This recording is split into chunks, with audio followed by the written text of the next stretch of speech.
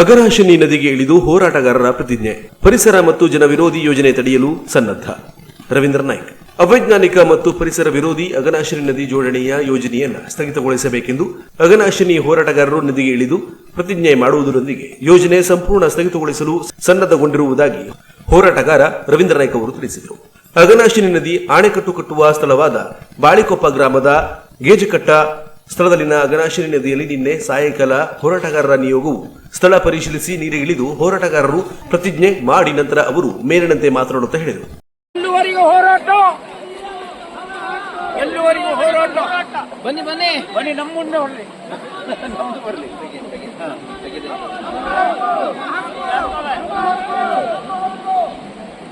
ಉಳಿಸಿ ಉಳಿಸಿ ಅಘನಾಶಿನಿ ಉಳಿಸಿ, ಅಘನಾಶಿನಿ ಉಳಿಸಿ,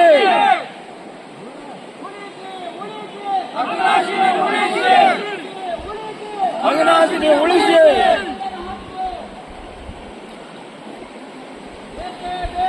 ನ್ಯಾಯ ಬೇಕು, ನ್ಯಾಯ ಬೇಕು, ನ್ಯಾಯ ಬೇಕು. ಈಗಾಗಲೇ ಅಘನಾಶಿನಿ ನದಿ ಜೋಡಣೆಗೆ ವ್ಯಾಪಕವಾದ ವಿರೋಧ ವ್ಯಕ್ತವಾಗಿರುವ ಹಿನ್ನೆಲೆಯಲ್ಲಿ ಹಾಗೂ ಫೆಬ್ರವರಿ 1ರಿಂದ ವಿರೋಧ ಜಾಗೃತ ಕಾರ್ಯಕ್ರಮ ಹಮ್ಮಿಕೊಂಡಿರುವುದರಿಂದ ಅಣೆಕಟ್ಟು ಕಟ್ಟುವ ಸ್ಥಳದಲ್ಲಿ ಹೋರಾಟಗಾರರು ಭೇಟಿ ಕೊಟ್ಟು ಹೋರಾಟದ ರೂಪರೇಷೆಗಳನ್ನು ನದಿಯ ದಡದಲ್ಲಿ ರಚಿಸಿದರು. ಚಳಿಗಾಲದ ನಂತರ ನೀರು ಹರಿಯುವ ಪ್ರಮಾಣ ಕ್ಷೀಣಿಸಿರುವುದು, ದಟ್ಟವಾಗಿರುವ ಅರಣ್ಯ ನಾಶವಾಗುವ ಗಿಡ ಮರಗಳನ್ನು ಪರೀಕ್ಷಿಸಿದಲ್ಲದೆ ನದಿಯ ಅಕ್ಕಪಕ್ಕದ ಮಣ್ಣಿನ ಗುಣವನ್ನ ನಿಯೋಗವು ವೀಕ್ಷಿಸಿತು. ಯೋಜನೆಯಲ್ಲಿ ಪ್ರಸ್ತಾಪಿಸಿದಂತೆ ಕೇವಲ 1.2 ಲಕ್ಷ ಗಿಡ ನಾಶವಾಗುವುದೆಂದು ಉಲ್ಲೇಖಿಸುವುದು ಅವೈಜ್ಞಾನಿಕ ಅಲ್ಲದೆ ಪಶ್ಚಿಮ ಘಟ್ಟ ಅತಿ ಸೂಕ್ಷ್ಮ ಮತ್ತು ಅಭಯಾರಣ್ಯ ವ್ಯಾಪ್ತಿಯಲ್ಲಿ ನಿಯೋಜಿಸಿದ ಯೋಜನೆಯು ಅವೈಜ್ಞಾನಿಕವೆಂದು ನಿಯೋಗವು ತೀರ್ಮಾನಿಸಿತು. ಅಲ್ಲದೆ ಸೂಕ್ಷ್ಮ ಮತ್ತು ವಿಶಿಷ್ಟವಾದ ವನ್ಯಪ್ರಾಣಿ ಮತ್ತು ಸಸ್ಯಗಳ ಸಂತತಿ ನಾಶಕ್ಕೆ ನದಿ ಜೋಡಣೆ ಯೋಜನೆಯು ಕಾರಣವಾಗುವುದು ಎಂದು ನಿಯೋಗವು ತನ್ನ ಅಭಿಪ್ರಾಯವನ್ನು ವ್ಯಕ್ತಪಡಿಸಿತು. ಅಘನಾಶಿನಿ ನದಿಯು ವಿಶಿಷ್ಟ ಮತ್ತು ಶಾಸ್ತ್ರ ಮತ್ತು ಪುರಾವೆಯಲ್ಲಿ ಕಂಡುಬರುತ್ತದೆ.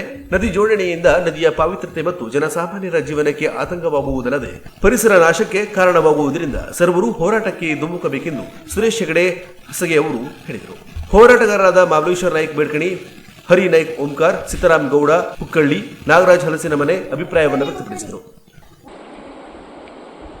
ಅಘನಾಶಿನಿ ಏತ ನೀರಾವರಿ ನದಿ ಜೋಡಣೆಯ ಈ ಯೋಜನೆ ಕುರಿತು ವ್ಯಾಪಕವಾದ ತಾಲೂಕ್ಯಾದ್ಯಂತ ಜಿಲ್ಲೆಯಾದ್ಯಂತ ವಿರೋಧ ವ್ಯಕ್ತವಾದ ಹಿನ್ನೆಲೆಯಲ್ಲಿ ಒಂದು ಪ್ರಬಲವಾದ ಹೋರಾಟಕ್ಕೆ ಶಕ್ತಿಯನ್ನು ಕೊಡಬೇಕು.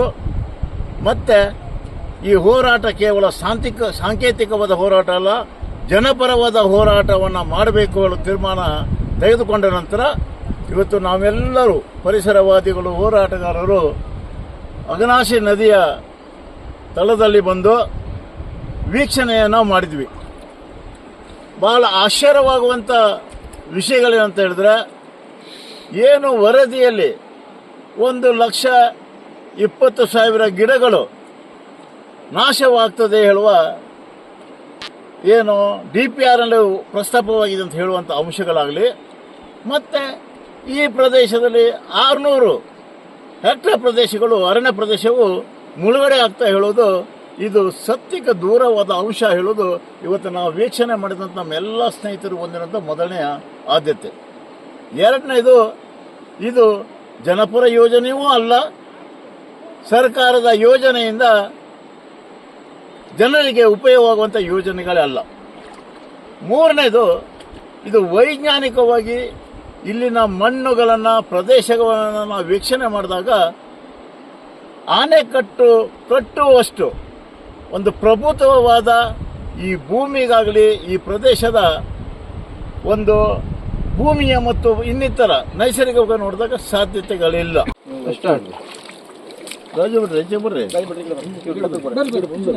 ಗಂಗೆ ಚಮನೆ ಚೈವ ಗೋದಾವರಿ ಸರಸ್ವತಿ ನರ್ಮದೆ ಸಿಂಧು ಕಾವೇರಿ ಜಲೇಸ್ಮಿನ್ ಸನ್ನಿಧಿಂಕುರು. ಹೇಗೆ ನಮ್ಮ ದೇಶದಲ್ಲಿ ಪವಿತ್ರವಾಗತಕ್ಕಂಥ ನದಿಗಳು ಏನಿದಾವೋ ಅವೆಲ್ಲವನ್ನು ಕೂಡ ಅತ್ಯಂತ ಪೂಜ್ಯ ರೀತಿಯಲ್ಲಿ ನಮ್ಮ ಧಾರ್ಮಿಕ ವಿಧಾನದಲ್ಲಿ ನೋಡ್ತಾ ಇರುವಂಥದ್ದು. ಹಾಗೆಯೇ ನಮ್ಮ ಈ ಒಂದು ಉತ್ತರ ಕನ್ನಡ ಜಿಲ್ಲೆಯಲ್ಲಿ ಈ ಒಂದು ಅಘನಾಶಿನಿ ನದಿ ಕೂಡ ಅಷ್ಟೇ ಪವಿತ್ರವಾಗಿರುವಂಥದ್ದು. ಹೇಗೆ ವಾರಣಾಸಿಯ ಕಾಶಿ ಇರತಕ್ಕಂಥ ಗಂಗೆ ಎಷ್ಟು ಪಾಪನಾಶಿನಿಯೋ ಹಾಗೆ ಈ ನಮ್ಮ ಅಘನಾಶಿನಿ ಕೂಡ ಅಷ್ಟೇ ಪಾಪನಾಶಿನಿ. ಯಾಕೆ ಅಂತಂದರೆ ಶಿರಸಿಯ ಶಂಕರ ಮಠದಲ್ಲಿ ಹುಟ್ಟಿ ಅದು ತನ್ನ ಸುದೀರ್ಘತಕ್ಕಂತಹ ಪ್ರಯಾಣವನ್ನು ಯಾವತಕ್ಕಂತಹ ಮಲಿನವಿಲ್ಲದೆ, ಯಾವತಕ್ಕಂತಹ ಕೊಳಕು ಇಲ್ಲದೆ ಅತ್ಯಂತ ಪರಿಶುದ್ಧವಾಗಿ ಗೋಕರ್ಣದ ತೀರವನ್ನು, ಸಮುದ್ರ ತೀರವನ್ನು, ಮಹಾಬಲೇಶ್ವರ ಸನ್ನಿಧಾನವನ್ನು ಇಳು ಸೇರ್ತಾ ಇರುವಂಥದ್ದು. ಇಂತಹ ಪವಿತ್ರವಾದ ನದಿಗೆ ಇವತ್ತು ಇಂಥತಕ್ಕಂಥ ಒಂದು ಅತ್ಯಾಚಾರ ಅಂತ ಹೇಳ್ಬೋದು, ಇದಕ್ಕೆ ಪ್ರಕೃತಿ ಅತ್ಯಾಚಾರ ಅಂತ ಮಾಡ್ತಕ್ಕಂತಹ ಈ ಒಂದು ಸರ್ಕಾರದ ಈ ಯೋಜನೆಗೆ ನಾವೆಲ್ಲವೂ ಕೂಡ ಹೋರಾಟ ಮಾಡಬೇಕಾಗಿದೆ. ಧಾರ್ಮಿಕತಕ್ಕಂಥ ಈ ಪವಿತ್ರತಕ್ಕಂಥ ನದಿಯನ್ನು ನಾವೆಲ್ಲ ಉಳಿಸ್ಕೊಳ್ಬೇಕಾಗಿದೆ. ಹೇಗೆ ವಾರಣಾಸಿಯನ್ನು ಶುದ್ಧ ಮಾಡಬೇಕು ಅಂತ ಸರ್ಕಾರ ಮತ್ತೆ ಯೋಜನೆಗಳನ್ನು ರೂಪಿಸ್ತಾ ಇದೆಯೋ, ಆದರೆ ಇಷ್ಟು ಪರಿಶುದ್ಧತಕ್ಕಂಥ ನೀರನ್ನು ಇವತ್ತು ನಾವೆಲ್ಲ ಕಳ್ಕೊಳ್ತಾ ಇದ್ದೇವೆ. ನಾವೆಲ್ಲರೂ ಇಂಥತಕ್ಕಂಥ ಧಾರ್ಮಿಕತಕ್ಕಂಥ ಈ ಒಂದು ಪವಿತ್ರತಕ್ಕಂಥ ನದಿಯನ್ನು ನಾವೆಲ್ಲ ಉಳಿಸ್ಕೊಳ್ಬೇಕು, ಅದನ್ನು ರಕ್ಷಣೆ ಮಾಡಿಕೊಳ್ಬೇಕು. ಇದಕ್ಕೆಲ್ಲ ನಮ್ಮ ಹೋರಾಟ ಸಂಪೂರ್ಣಕ್ಕೆ ನಮ್ಮ ಬೆಂಬಲವನ್ನು ಸೂಚಿಸಬೇಕು ಅಂತ ಹೇಳಿ ಇದನ್ನು ಪ್ರಾರ್ಥನೆ. ಈ ಪವಿತ್ರ ನದಿ ತಟದಲ್ಲಿ ನದಿಯಲ್ಲೇ ನಾವು ನಿಂತ್ಕೊಂಡಿದ್ದೇವೆ. ಉತ್ತರ ಕನ್ನಡ ಜಿಲ್ಲೆಯಲ್ಲಿ ಈ ಪಶ್ಚಿಮ ಘಟ್ಟ ಅನ್ನೋದು ಬಹಳ ಪರಿಸರ ಮತ್ತು ಜೀವ ವೈವಿಧ್ಯವನ್ನು ಹೊಂದಿರತಕ್ಕಂತಹ ಈ ಪ್ರದೇಶವನ್ನು ಈಗ ಪಶ್ಚಿಮಕ್ಕೆ ಇದು ನೀರು ಹರಿತಾ ಇದೆ. ಇದನ್ನು ಪೂರ್ವ ದಿಕ್ಕಿಗೆ ತಿರುಗಿಸುವಂತಹ ಒಂದು ಪ್ರಯತ್ನ ನಡೀತಾ ಇದೆ. ಬೇಡ್ತಿ ಮತ್ತು ಅಘನಾಶಿನಿ ನದಿ ತಿರುವು ಯೋಜನೆಯನ್ನು ನಾವು ಬಲವಾಗಿ ಖಂಡಿಸ್ತೇವೆ.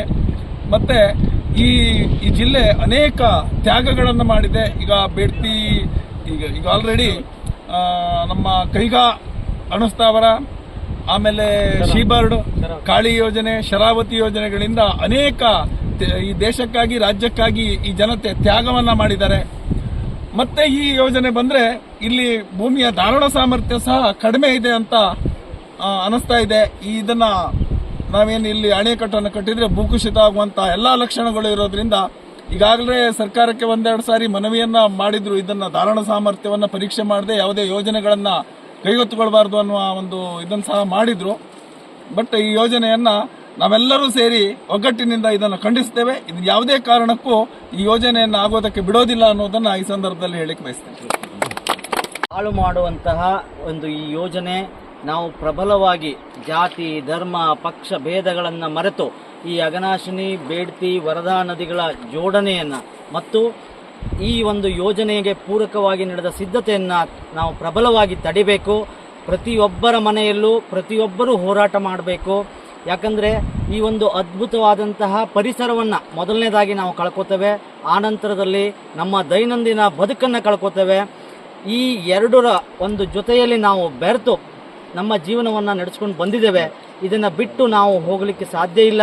ಮತ್ತು ಈ ಪರಿಸರವನ್ನು ಇದು ವಿಶ್ವದಲ್ಲೇ ಅತಿ ಶ್ರೇಷ್ಠವಾದ ವಾಸಕ್ಕೆ ಯೋಗ್ಯವಾದ ಭೂಮಿ ಅಂತ ಹೇಳಿ ನಾವು ಉಲ್ಲೇಖಗಳನ್ನು ಸಾಕಷ್ಟು ಸಾರಿ ನೋಡಿದ್ದೇವೆ.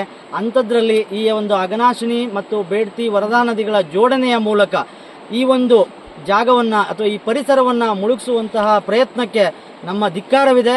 ನಾವೆಲ್ಲರೂ ಒಗ್ಗೂಡಿ ಹೋರಾಟವನ್ನು ಮಾಡಬೇಕು ಅಂತ ಹೇಳಿ ಕೇಳ್ಕೊತೇನೆ.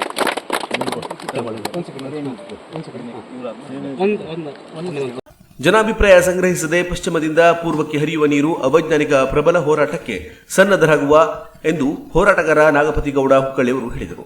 ಕೆಟಿ ನಾಯ್ಕ್, ಎಂಪಿ ಗೌಡ, ರಾಜೇಶ್ ಭಟ್ ಮಕ್ಕಿಗದ್ದೆ, ರಫೀಕ್ ಗೌಡಳಿ, ಅಶೋಕ್ ನಾಯ್ಕ್ ಇಟಗಿ, ರಮೇಶ್ ನಾಯ್ಕ್ ಮಧುಕೇಶ್ವರ, ವಿನಯ ನಾಯ್ಕ್, ಮಾಬಲೇಶ್ವರ ಕೃಷ್ಣಪ್ಪ ನಾಯ್ಕ್, ವಿನಯ ತಿಮ್ಮಪ್ಪ ನಾಯ್ಕ್, ಮಾದೇವ ನಾಯ್ಕ್, ಭದ್ರಾ ಗೌಡ, ವಿನೋದ್ ಗೌಡ ಹುಕ್ಕಳ್ಳಿ, ಮಂಜುನಾಥ್ ನಾಯ್ಕ್ ಹುತ್ಗಾರ, ಮಾಬಲೇಶ್ವರ ಗೌಡ ಸುಳಗಾರ, ನಾರಾಯಣ ಗೌಡ, ಈಶ್ವರ್ ನಾಯ್ಕ್, ರಾಜು ನಾಯ್ಕ್, ಶಿವಾನಂದ, ದಿವಾಕರ್ ಬಾಳೆಜಡ್ಡಿ ಚರ್ಚೆಯಲ್ಲಿ ಮುಂತಾದವರು ಭಾಗವಹಿಸಿದರು.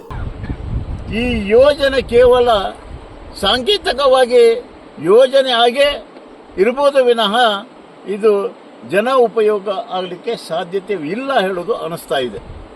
ಇವತ್ತು ನಾವು ಜನವರಿ ಸಂಕ್ರಾಂತಿಯ ಆಸ್ಪಾಸ್ನಲ್ಲಿ ನಾವು ಇರುವಂಥ ಹಂತದಲ್ಲಿ ನೋಡಿದಾಗ ಈ ನೀರು ಹರಿಯುವಂಥ ಪ್ರಮಾಣವನ್ನು ನೋಡಿದಾಗ ಈ ಹರಿಯುವ ನೀರಿನಿಂದ ಸಮರ್ಥವಾಗಿ ಈ ಪ್ರದೇಶದ ಜನರಿಗೆ ಅವಲಂಬಿತವಾಗುವ ಜೊತೆಯಲ್ಲಿ 35 TMC ನೀರನ್ನು ಒಯ್ಯುವಂಥ ಈ ಯೋಜನೆಗಳಲ್ಲಿ ಯಶಸ್ವಿ ಕಾಣಲಿಕ್ಕೆ ಸಾಧ್ಯ ಇಲ್ಲ ಹೇಳುವ ಮನವರಿಕೆ ಆಗ್ತಾ ಇದೆ. ಈಗಾಗಲೇ ಸರ್ಕಾರಕ್ಕೆ ಮನದಟ್ಟಣೆ ಮಾಡಬೇಕು, ಸರ್ಕಾರದ ಮೇಲೆ ಒತ್ತಡ ತರಬೇಕು ಅಂತ ಉದ್ದೇಶದಿಂದ ಫೆಬ್ರವರಿ 1ರಿಂದ ವ್ಯಾಪಕವಾದ ಜನಜಾಗೃತಿಗೆ ಇವತ್ತು ಪವಿತ್ರವಾದ ಒಂದು ಸಂದರ್ಭದಲ್ಲಿ ಇವತ್ತು ನೀರನ್ನು ನಾವು ಸಿಂಪಡಿಸುವ ಮೂಲಕ ಈ ನೆಲದ ನೀರು ನಮ್ಮ ಹಕ್ಕು ಎಂಬ ಪ್ರತಿಪಾದನೆ ಮಾಡುವ ಮೂಲಕ ಇವತ್ತು ಒಂದು ರೀತಿಯಲ್ಲಿ ನಮ್ಮ ನಿರ್ಧಾರಕ್ಕೆ ಒಂದು ದೃಢತೆಯನ್ನು ತೆಗೆದುಕೊಂಡಿದ್ದೇವೆ ಅಂತ ಹೇಳಲಿಕ್ಕೆ ಬಯಸ್ತಾ ಇದ್ದೇವೆ.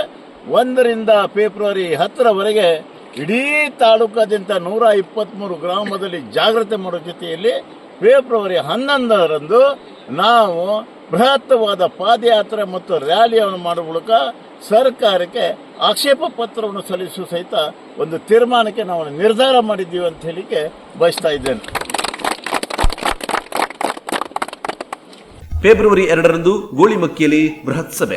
ಅಘನಾಶಿನಿ ನದಿ ಜೋಡಣೆ ವಿರೋಧವಾಗಿ ಜಾಗೃತೆ ಮೂಡಿಸುವ ಉದ್ದೇಶದಿಂದ ಫೆಬ್ರವರಿ 2 ಸೋಮವಾರದಂದು ಗೋಳಿಮಕ್ಕಿಯಲ್ಲಿ ಚಾಲನೆ ನೀಡಿ ಪ್ರಥಮ ಹಂತದ ಪಾದಯಾತ್ರೆಯನ್ನ ಗೋಳಿಮಕ್ಕಿಯಿಂದ ಅಣೆಕಟ್ಟು ಕಟ್ಟುವ ಗೇಜಕಟ್ಟಾಗೆ ಪಾದಯಾತ್ರೆ ಸಂಘಟಿಸಲು ಅಘನಾಶಿನಿ ನದಿಯ ದಡದಲ್ಲಿ ಜರುಗಿಸಿದ ಸಮಾಲೋಚನೆ ಸಭೆಯಲ್ಲಿ ತೀರ್ಮಾನಿಸಲಾಗಿದೆ ಎಂದು ಹೋರಾಟಗಾರ ರವೀಂದ್ರ ನಾಯ್ಕ ಅವರು ಹೇಳಿದರು.